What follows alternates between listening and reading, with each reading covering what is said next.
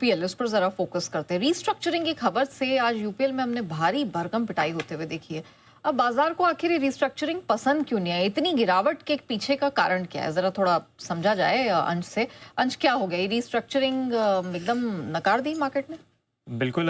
सबसे पहले तो ये इंटरनल रिस्ट्रक्चरिंग में क्या क्या हुआ ये समझ लेते हैं। यूपीएल सस्टेनेबल एग्री सोल्यूशन का मर्जर होने वाला है कंपनी में, और इंडिया क्रॉप बिजनेस का जो है ये डी मर्जर होगा और इसका नाम रखा जाएगा UPL global sustainable agri solution. और यूपीएल ग्लोबल जो है ये Q1 ऑफ FY28 में लिस्ट होने वाली है। यहाँ पे कंपनी का एम सिंपल है कि ग्रुप का स्ट्रक्चर जो है इसे सिंपल करना है और शेयर होल्डर्स के लिए जो वैल्यू है उसे अनलॉक करना है।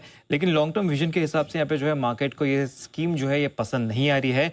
इनका कहना है कि मार्केट का ऐसा मानना है कि यूपीएल जो है एक होल्डिंग कंपनी बन जाएगी। होल्डिंग कंपनी बनने के बाद जो है डिस्काउंट का यहाँ पे कंसर्न रहेगा। वैल्यू अनलॉकिंग की जगह यहाँ पे जो है वैल्यू लीकेज का डर बनता हुआ दिख रहा है। और जो डीमर्जर स्वैप रेशियो वैल्यूएशन है इस पे अब तक कुछ क्लैरिटी नहीं है। यूपीएल ग्लोबल जो है ये लिस्ट होने वाली है और इसमें माइनॉरिटी शेयर होल्डर की अगर ओनरशिप भी देखें तो लगभग 11-11.5% के आसपास की है। तो अप्रूवल में भी जो है यहाँ पे डिले होता हुआ नजर आ सकता है। इसलिए शॉर्ट टर्म में स्टॉक यहाँ पे नेगेटिव दिख रहा है। और इसी के चलते हम देख रहे हैं कि नुवामा की भी रिपोर्ट आई है और नुवामा ने जो है अपनी रेटिंग को डाउनग्रेड की है। पहले जो खरीदारी की राय थी वहां से डाउनग्रेड करके सीधे होल्ड की रेटिंग दी है। और इनका कहना है कि स्कीम स्ट्रक्चर को सिंप्लीफाई तो करती है लेकिन डेट कम नहीं होता। तो आने वाले वक्त में जो है यहाँ पे जो है थोड़ा गड़बड़ होता हुआ नजर आ सकता है।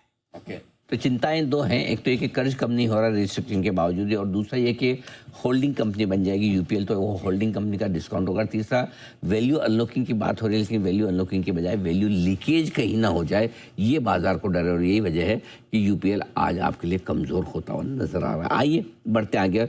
और जो ये भी 14% घटा है और यहाँ पर भी तेज़ गिरावट होती थी 15% नीचे। रिस्ट्रक्चरिंग बाजार को पसंद नहीं है। अच्छी बात है नेहा जी कि 9 बजे हमने बहुत साफ साफ कह दिया था कि खरीदारी नहीं करनी है, क्योंकि एक बार 8:30 बजे हमने कहा भी था कि शायद डील पसंद आए, लेकिन फिर जब डिटेल में देखा तो हमने तुरंत ही उसी वक्त हमने अपना स्टैंड किया भी कि खरीदना नहीं, आपको बेचना ही। ऊपर मिले तो ऊपर ज़्यादा मिला नहीं, इंसिडेंटली थोड़ा खुला, जहाँ खुला वहीं से नीचे गिर ही गया तुरंत ही।